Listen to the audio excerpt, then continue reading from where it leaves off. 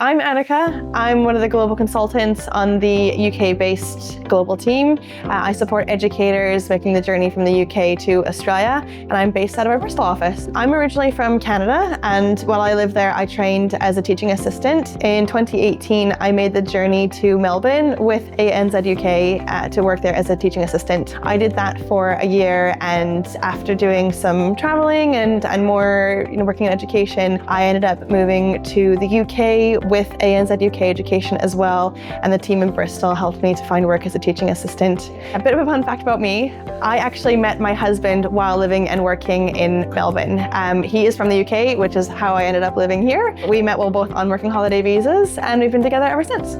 First step of the process of making the journey to Australia is definitely speaking to myself or one of my team members first. We'll be able to kind of help you get a feel for the timeline of making the journey and what steps you need to do. We recommend getting in touch at least 6 months before you plan to make the journey so we can make sure everything is sorted before you arrive. We'll run you through, what opportunities are like in the different cities in Australia and how we can support with all those different opportunities. The second step of the process is applying for your visa and booking your flights and things like that. So we recommend trying to obtain your visa around 6 months prior to when you make the journey. That then gives you time to complete all the next steps and everything. And once you have applied for your visa and that's been granted, you'll also then be put in touch with the team in Australia. So then you can speak with a team member here in the UK and a team member in Australia to make sure you've got 360 support. The third step of making the journey to Australia is getting your paperwork and your compliance organized. So before you make the journey, you'll need to make sure that everything is prepared for the teaching registration application, whether you are able to do it before you leave or when you land. We'll make sure that everything's organized with the paperwork. A really helpful piece of advice that I like to give to educators making the journey abroad is to be prepared for anything.